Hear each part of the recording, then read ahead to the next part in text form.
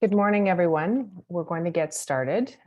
Welcome to this second episode of the New Horizons Speaker Series. So delighted and thrilled to be joined by colleagues from all over the province and beyond this morning. And for those who are comfortable doing so, I would invite you to introduce yourselves and say where you're zooming in from this morning in the chat, just so people can get a sense of this community that we're building together.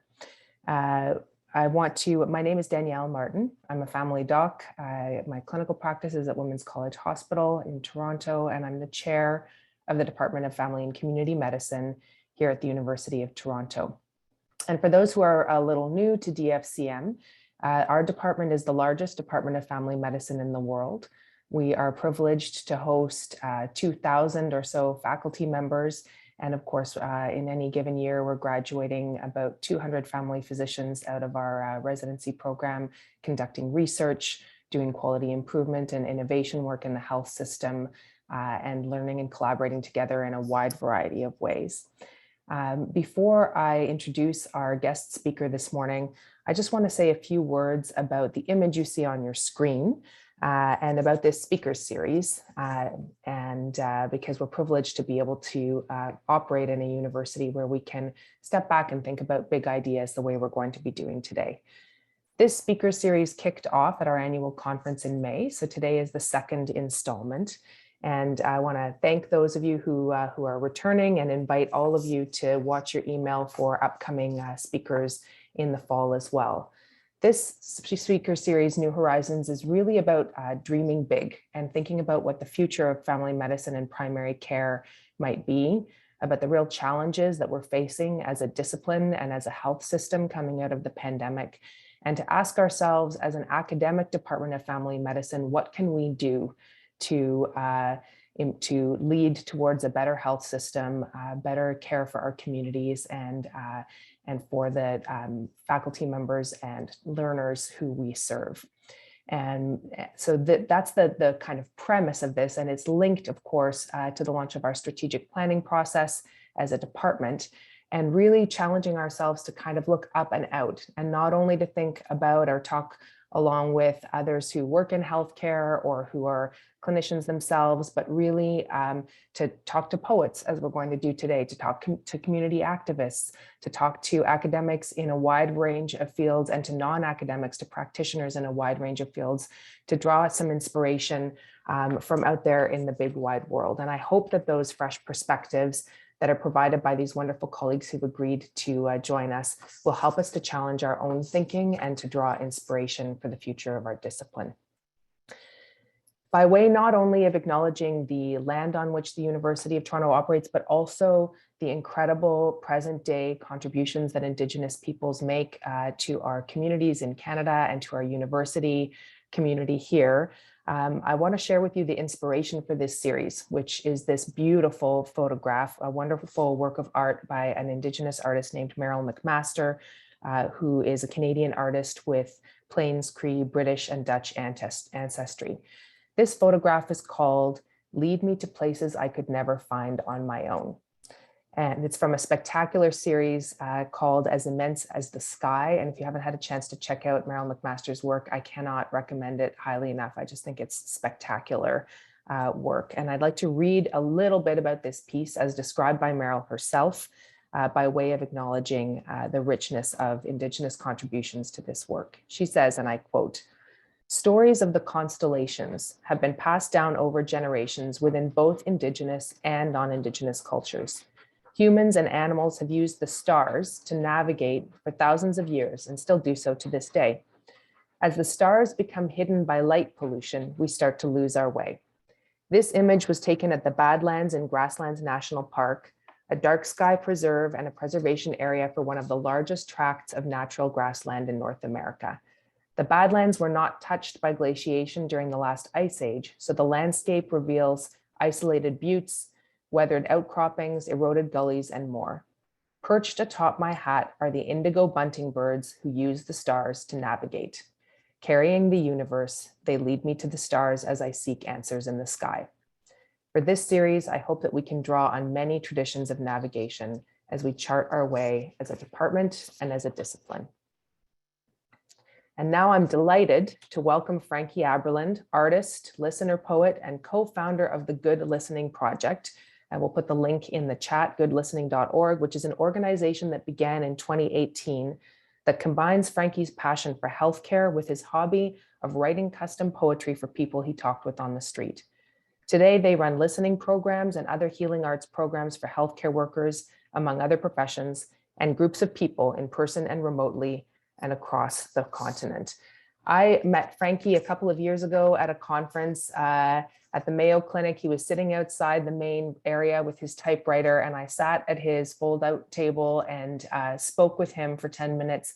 And I still have the poem that he wrote on that typewriter and subsequently mailed to me. And I was very struck by the incredible intimacy of that moment and the beauty of the poem that he wrote. And I can't thank you enough, Frankie, for joining us today from Washington, D.C.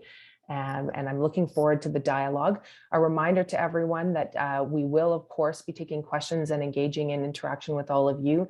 Please put your questions in the Q&A.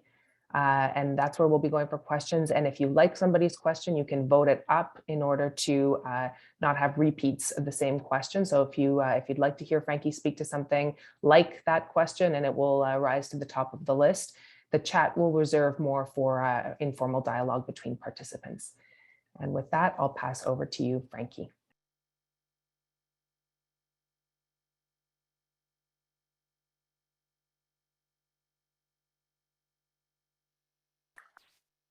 Danielle, thank you. I am so pleased to be here.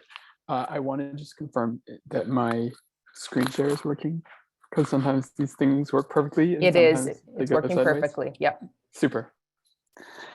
Cool. Well, I'm really, really psyched to be here. It was terrific to meet you at the Mayo Clinic. And a lot has changed everywhere and for everything since that. I think that was in 2019. So my plan this morning is to talk a little bit about my organization, the Good Listening Project, which our mission is to help fight burnout in healthcare. Talk a little bit about my background in listening and how I started the organization and what we do now. And then I'm going to share a couple of examples of poems that we wrote for people, because I know that some people who are attending this are hoping to hear some poems. I also know that some people who are attending this are hoping that we won't hear too many poems. So I'm only going to share 2 poems, but I think you'll enjoy them. But I'll talk a little bit about my background first, and then of course we'll have questions.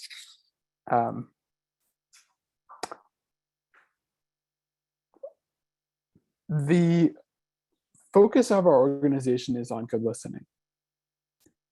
And my background, I studied design in undergrad. That's where I really started to learn to be a good listener. I'll talk about that in a minute. I also was a community organizer after I graduated, and good listening is key in community organizing. You're trying to figure out what people in a community are hoping for, what they need. You do that by listening to them so that they trust you and will work with you, and that you can help them. And I also was a journalist. And as a journalist, you come into an angle on a story and you think, you want to write about, but when you are a good listener, you will sometimes find out that there is a different angle that is the real story there. And then people will trust you if you're a good listener, and they will share the juicy details that make for a valuable written piece.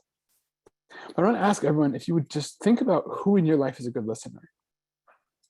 And who is that person? And you can even just put it in the chat. Who in your life is a good listener?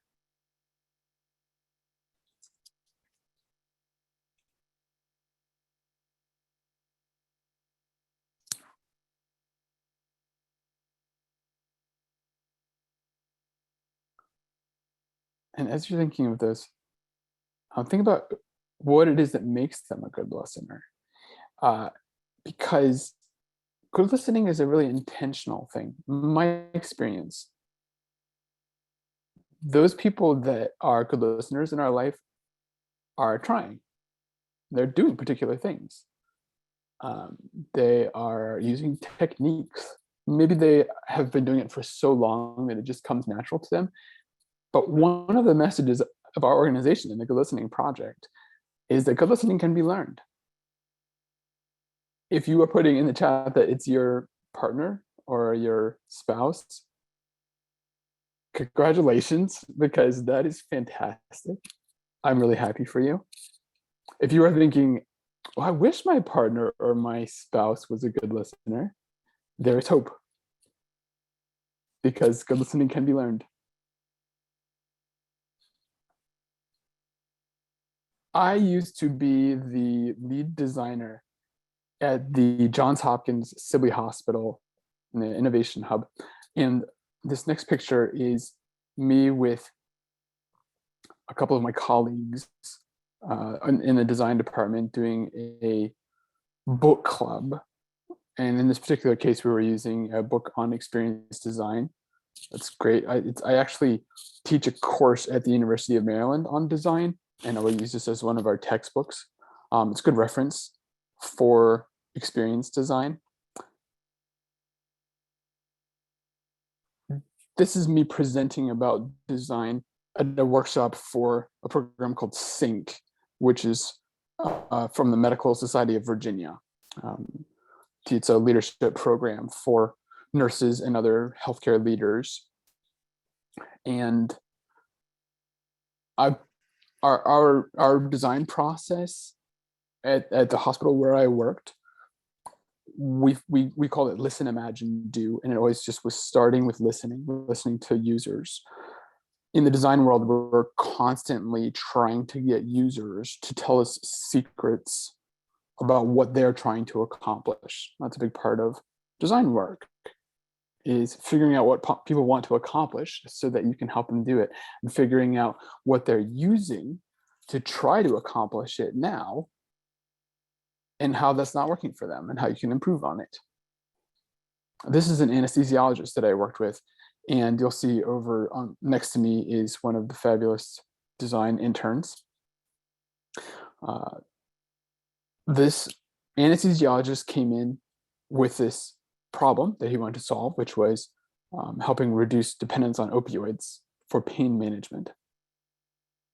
And the hospital had various alternative options that would work for some people, but he found that a lot of people, physicians and NPs and other people, were just instinctively going to painkillers and other and opioid pain medication as a response for people who were suffering from pain. And so together with this intern, he and I started the project by interviewing 18 nurses, doctors, patients about the options that they were currently aware of for treating pain, and why those clinicians were offering some options and not others.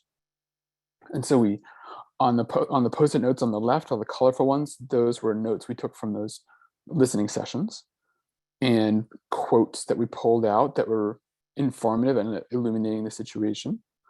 And then on the right, you can see a bunch of ideas that we generated from that we were brainstorming creative possibilities based on what we'd heard and what we were listening, staying close to those users by constantly creating opportunities to listen to them. Here's another one of these listening sessions for a different project, and another one of our fabulous design interns leading the session.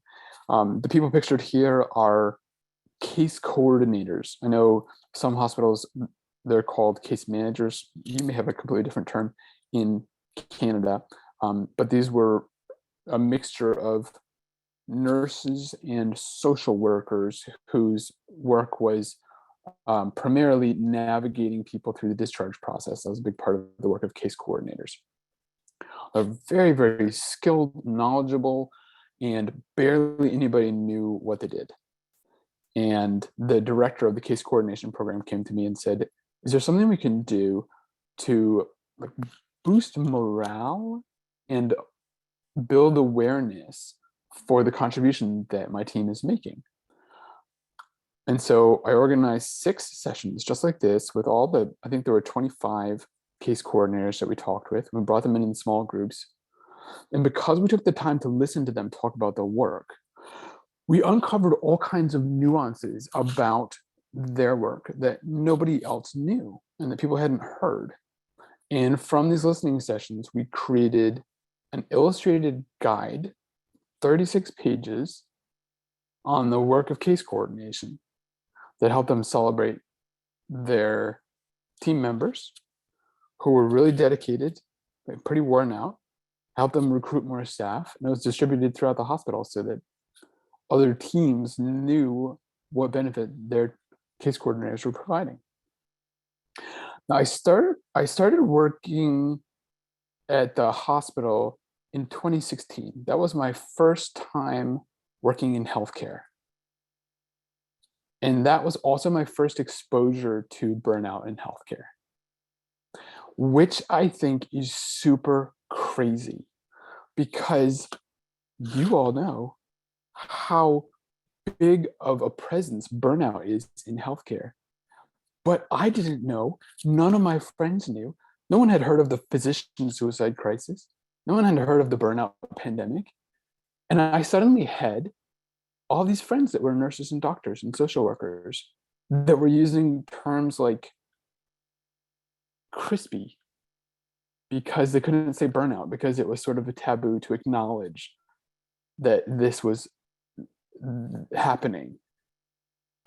And there was also this pervades, I think, still around the world, this sense that if you're burned out, it's a personal weakness, that it may be you who's broken versus the system. And I think also in America, we sort of admire the Canadian healthcare system. I know you have your own issues. Our health system seems to be worse. So just console yourself on that. But I had been doing this art project on the weekends, and this is what it looked like. I would set up a table, like Danielle was describing. I think at the Mayo Clinic, it was a little fancier than this. But I would set up a table here in Washington, D.C., in front of the Smithsonian, in front of the National Gallery of Art. And I would always bring a friend and a couple of typewriters. And I put a sign out front that said free custom poetry. And I was basically copying an idea that I saw someone else doing in New Orleans in 2013. I visited New Orleans. If you haven't been, visit, it's wonderful. There's a big culture of street performance. And there's a lot of people who will sit and offer to do your portrait or tell your fortune. They're sort of like sitting on a blanket, making necklaces, and they'll make a necklace for you.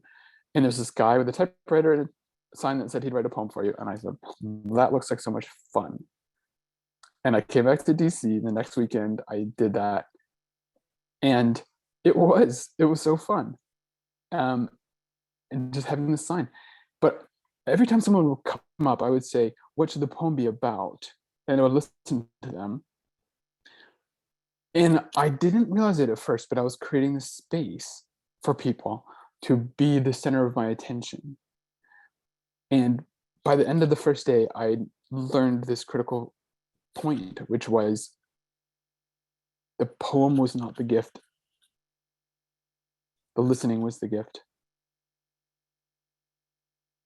Making that space for people to be seen and heard and listened to mattered a lot more than the poem.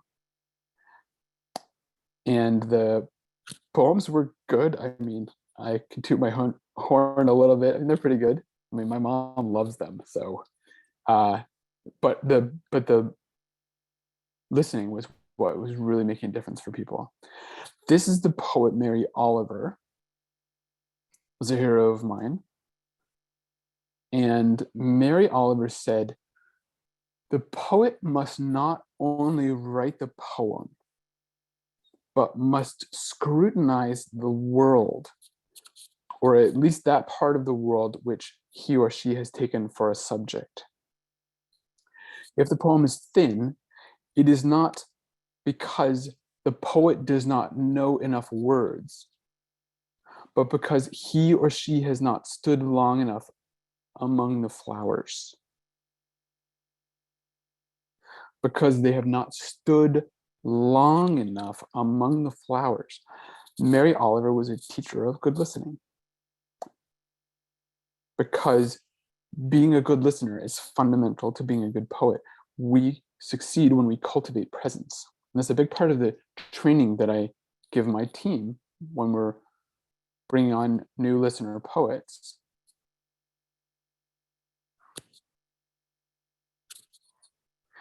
These are some of the people that I talked with in those early days on the National Mall in front of the National Gallery of Art. Because I'm a good listener, people trust me quickly. Strangers would come up and they would tell me things that were personal and heavy and private often. The guy on the left came up and, the people just walk past and they see the sign. Maybe they walk past a couple times, they think about it, they screw up their courage, they come over. But a lot of people were just out for the day, walking, and they would see this and they would come over and say, "What is this about?" And I'd say, "Well, I'm writing poems for people. May I write you a poem?" And they'd say, "Sure." And I'd say, "What should it be about?" And this guy on the left said he wanted a poem about yuppies and how he didn't like yuppies and they were taking over the city. And he was just sort of, I think he felt like he was maybe on stage and like giving a little performance and being very animated. And I said, "Tell me about yuppies." And he started talking about them. And about 30 seconds in, he said, "Forget about yuppies. Can you do something about being addicted to heroin?" And the woman in the middle came up and she said, "Oh, I want to talk about this person that I'm in love with at work, but I don't really know what to do because I don't think I should date a coworker." But she had been waiting for about half an hour for me to be available when I had been talking with someone else. And so when that person left, she came up and she just had a lot of nervous energy. And it turned out she was talking about somebody that she was having an affair with, that she had never told anybody about. And she was holding this conflict and this exciting thing in that she didn't really know how to process. And the guy on the right came up because his friend came up. And as you saw in the photo, I would always bring a friend. And so there's two of us sitting there available. And this guy's friend was talking to my friend. And I was just available and waiting for someone. And he's sort of standing there ignoring me. And after a little bit, he saw the interaction that his friend was having. And he saw the space that we were creating. And he turned to me and he said, "I think I'll try." And I said, "Sure. What should the poem be about?" And he proceeded to tell me about how he was afraid his life was meaningless. And it was clearly a tremendous burden that he was carrying of trying to understand his place in the world. Good listening builds trust quickly. This is the power of good listening.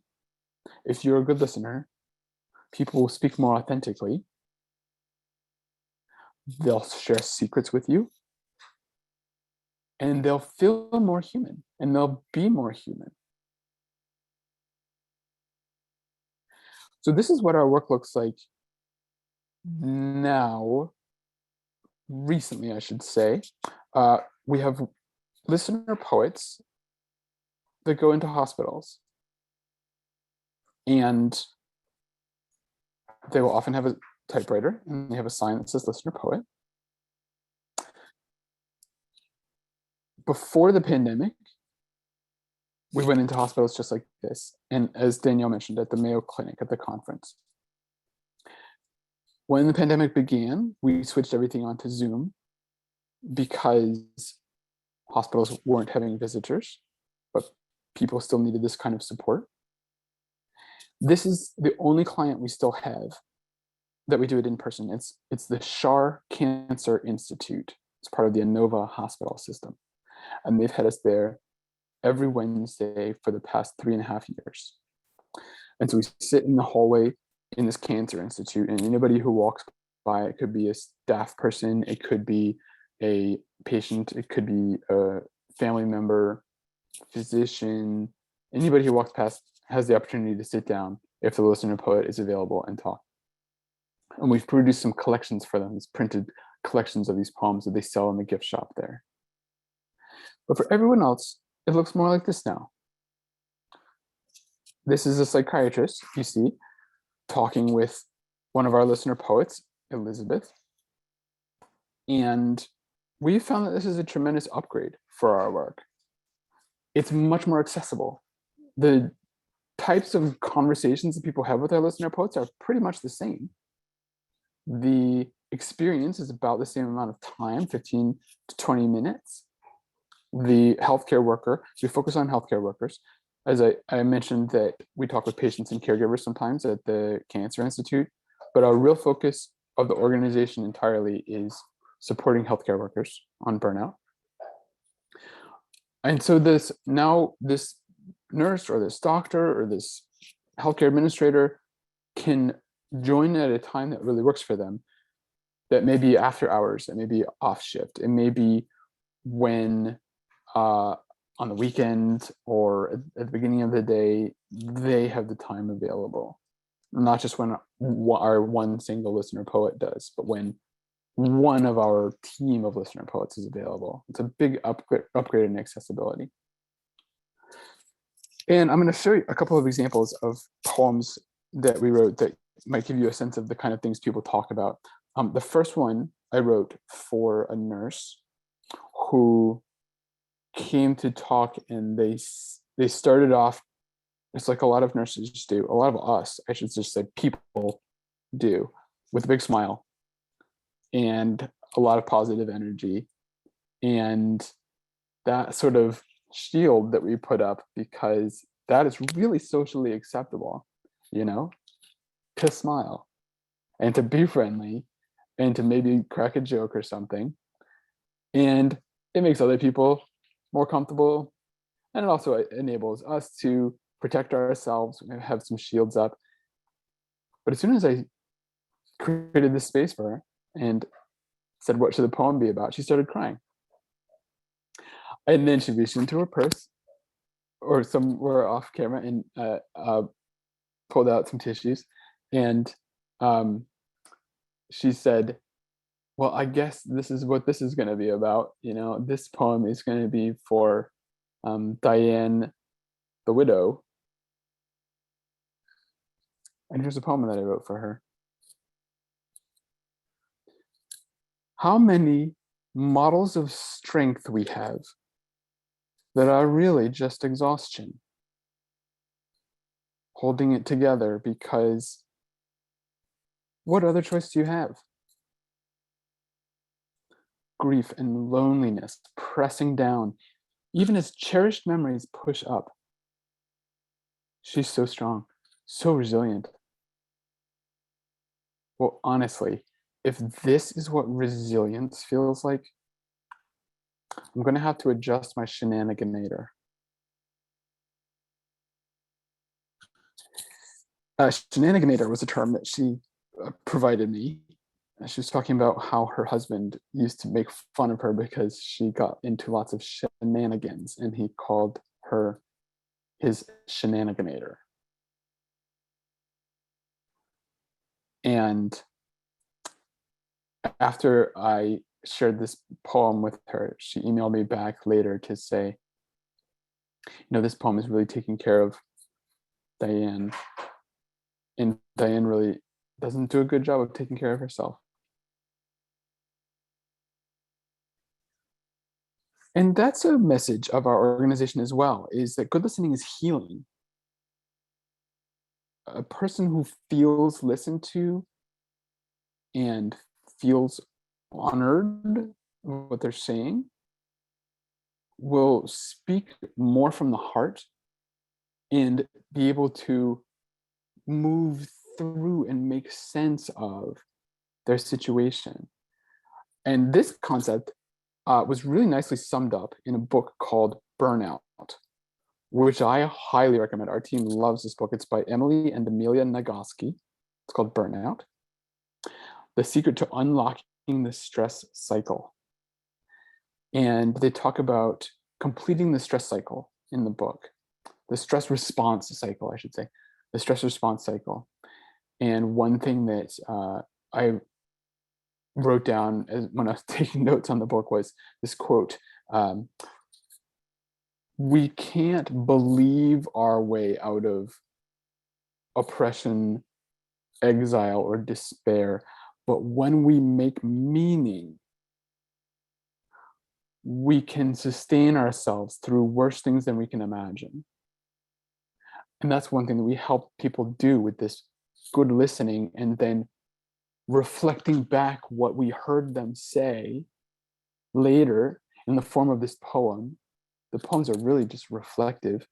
We're helping people make sense and be able to move through and complete the stress cycle.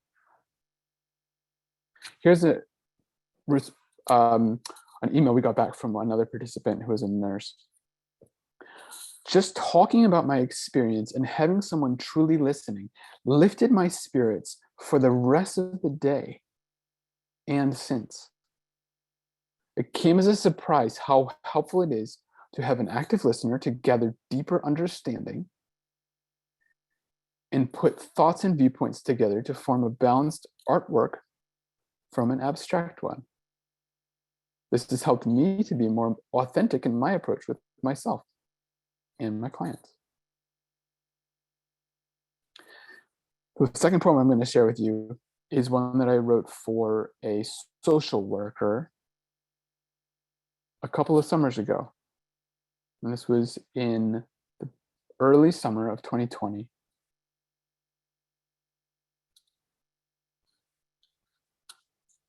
I want to do my job, not as a soldier, not as a brave fighter, not as the greatest generation making do with what we've got, because by gosh, we will fight them on the beaches. But as the professional I trained to be, using standard supplies and procedures, noticing the flower outside my window, not because it is respite from chaos, but because it is springtime.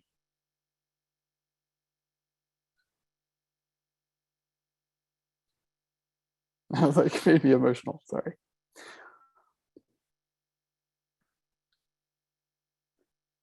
When you are a good listener, you honor what people say, they speak more openly, with more authenticity, they are more fully human. And if there's one thing that I hope that you take away from my talk, it is this: that the quality of your listening determines the quality of their speaking. Thank you for listening to my presentation. And I hope that it gave you some thoughts or ideas of how you can use the power of good listening to help make the world a better place. Thank you. How beautiful, Frankie. Thank you. Thank you for sharing so much of what you've learned in your work, and for sharing those beautiful poems. It's totally inspiring, and I'm so happy that you're here with us.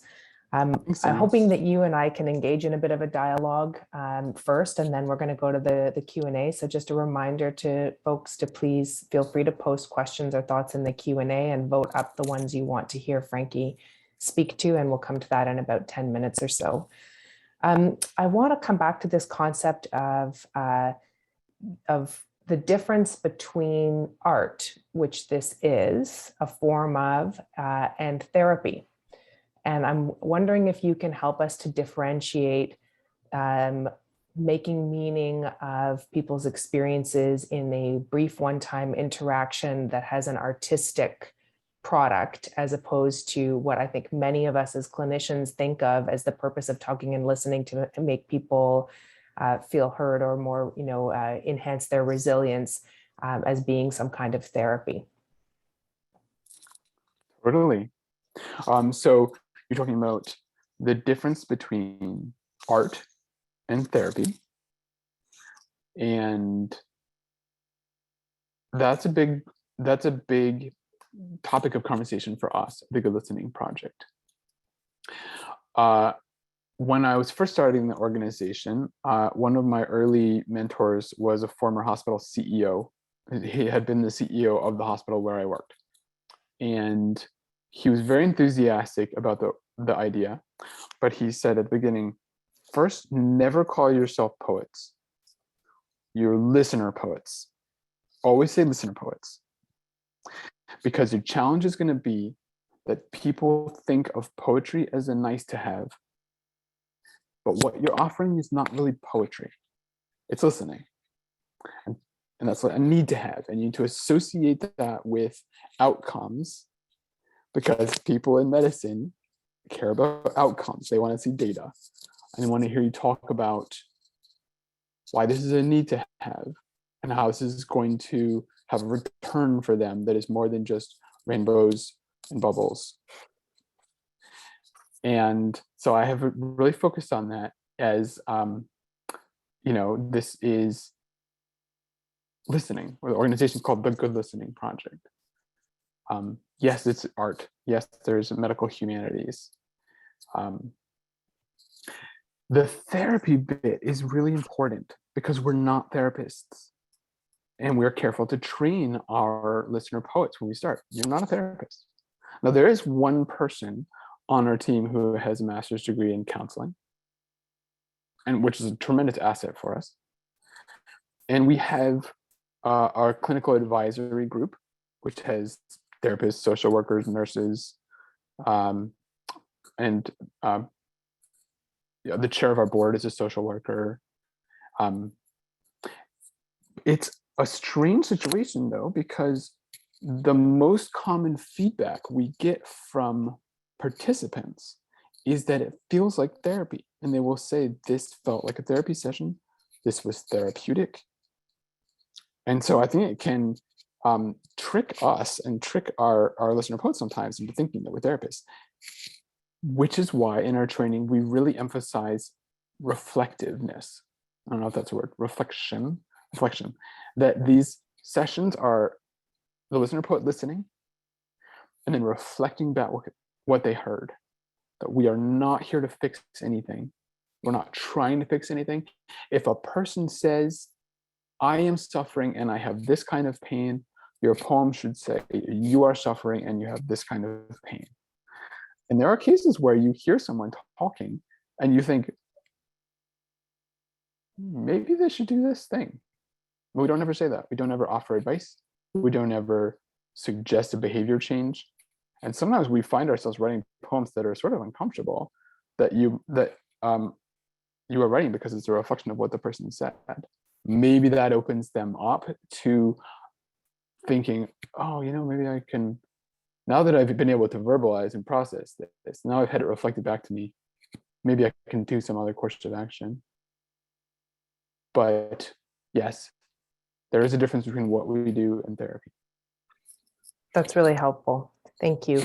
I'm thinking about primary care because a lot of your work has been in hospital, in the healthcare setting, although I know you've also been out there in community on the sidewalk and out there with the people. But of course, in primary care, our setup is quite different. And part of what I think many family physicians and primary workers in primary care may be suffering from, in addition to the pressures and burnouts that you've spoken about, is potentially isolation, because it's not uncommon for people to be in an office of one or just a few people. And I'm wondering if you've had any experience in the primary care setting, or perhaps maybe the Zoom thing opens up avenues for interacting with people who aren't kind of all shoved together into a single location and building, and therefore easier to find. Yeah, we've had a bunch. And yes, the Zoom upgrade made it much more accessible for people who are on their own in a separate building or on their own in a one-person clinic or a one clinician clinic.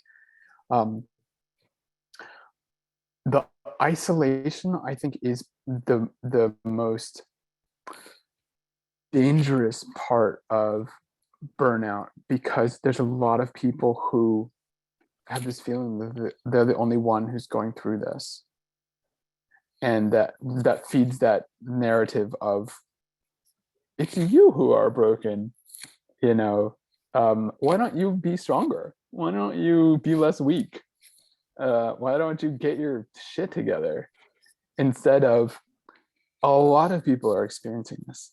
This is a pattern. It's systemic.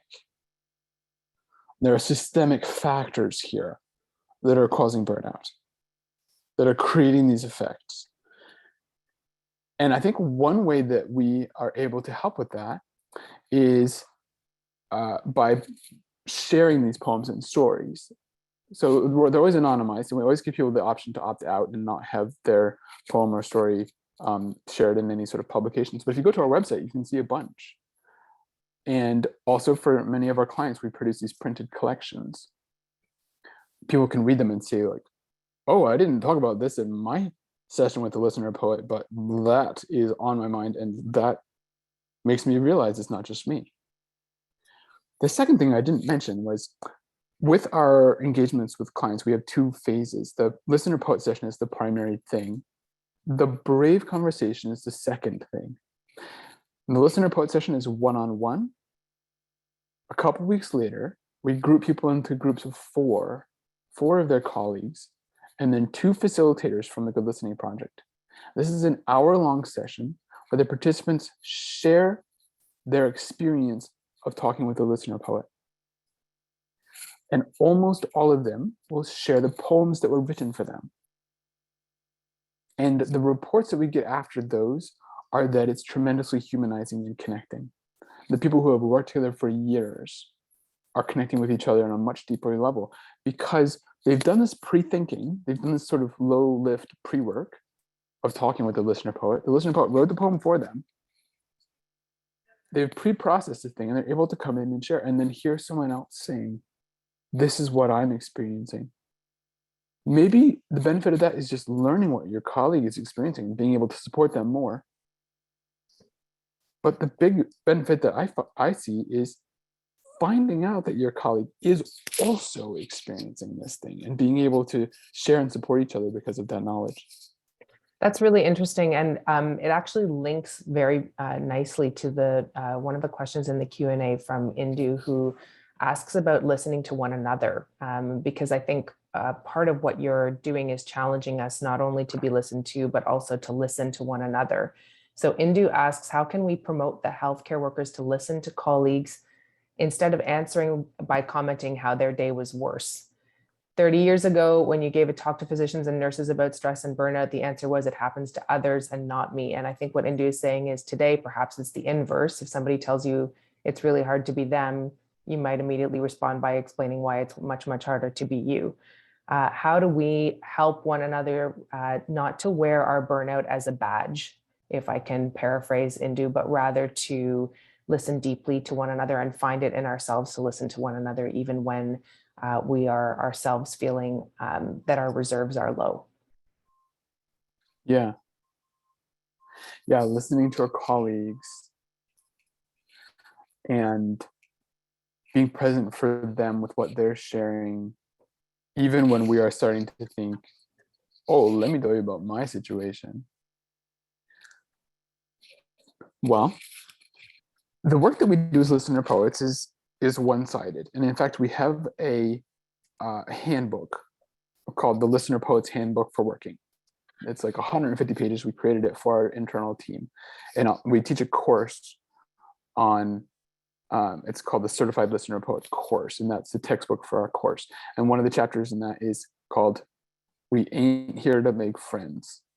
And it talks about the value of being invisible in a certain sense as a listener poet, that you are listening to that person. And then if they say they love, Cadillacs, and you think to yourself, well, I also love Cadillacs, well, let me tell them about my Cadillacs.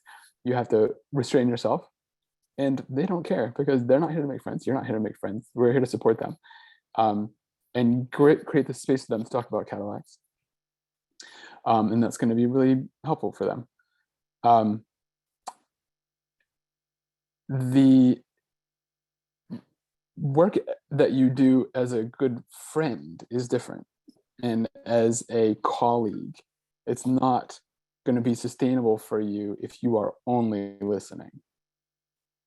And so you have these conversations that are different from the conversations we have, where we say, what should the poem be about? And then we just shut up and create space and listen and make it non-judgmental and allow people to process. You will do that from time to time. We all do that from time to time with our friends, with our colleagues, with our spouses.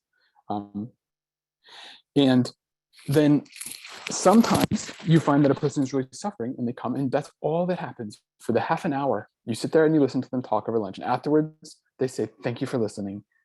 I feel so much better. And you barely said anything, and you know that you helped them. But sometimes you do need to share a thing that is on your mind that you can relate with, and that will make them feel, as we were talking before, less alone.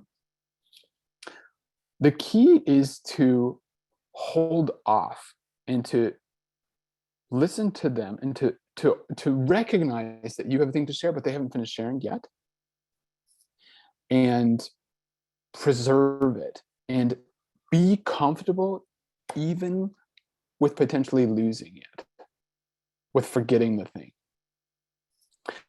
Now, when I'm talking with friends, I have a device that I use, and it is this little book, and it has a pen right here.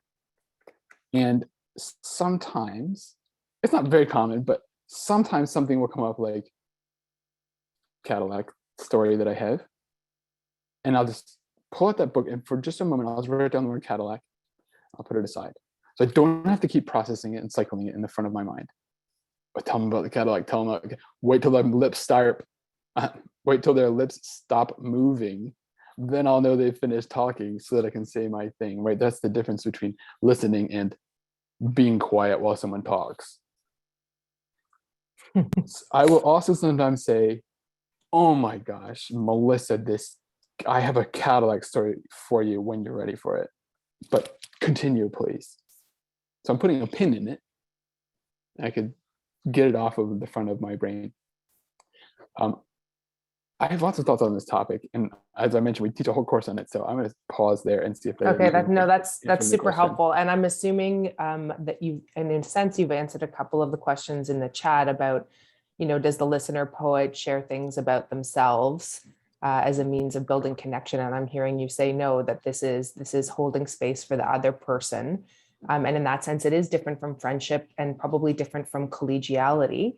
In that way, it's a different kind of a role, which I find really interesting. Kim has asked whether we will be sharing this presentation to other groups, and we'll circle back to you, Frankie, about whether you're okay with sharing the link later for people who might be interested in watching. And so I guess perhaps I'm just trying to scroll through the questions. Everybody bear with me for a second. People are asking, I think we're all kind of wrapping our heads around this thing as clinicians. Of course, we say, well, what happens if someone tells you that they're suicidal? What happens if they disclose to you something really serious? How do you handle that? Yeah. So what happens if somebody tells us they're considering self-harm, or if somebody tells us about a crime that happened? Well, thankfully it's rare. We have a training in our onboarding process. It's about sticky situations. And there's a chapter in the Listener Poet's Handbook for Working called Sticky Situations, where we go over this kind of thing. The worst case scenario, we are able to provide the physician, what is it called? The suicide crisis hotline and the physician suicide crisis hotline. I think there's a separate one that's staffed by physicians.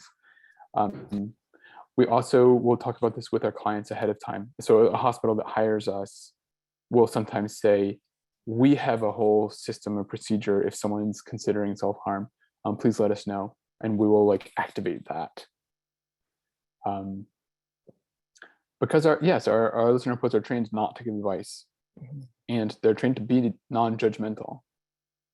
but we also know that there could be a situation where somebody says, I'm about to do something that's dangerous, and we need to be able to not be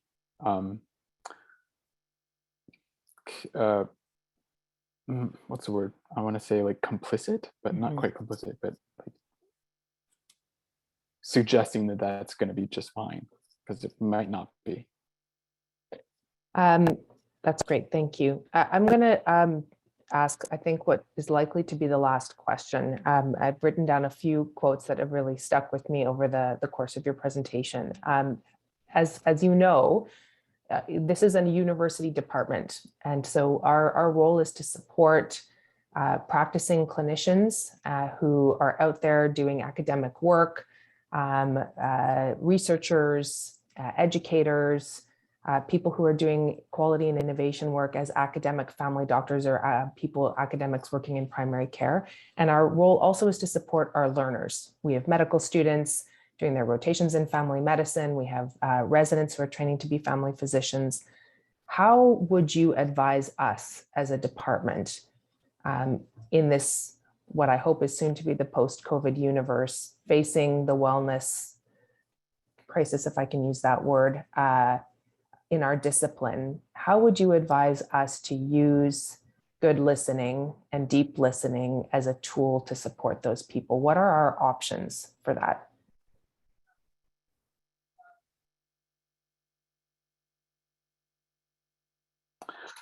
So the question is about what are the options for using good listening, for using listening in general to help support your team, your staff, your academicians, your learners.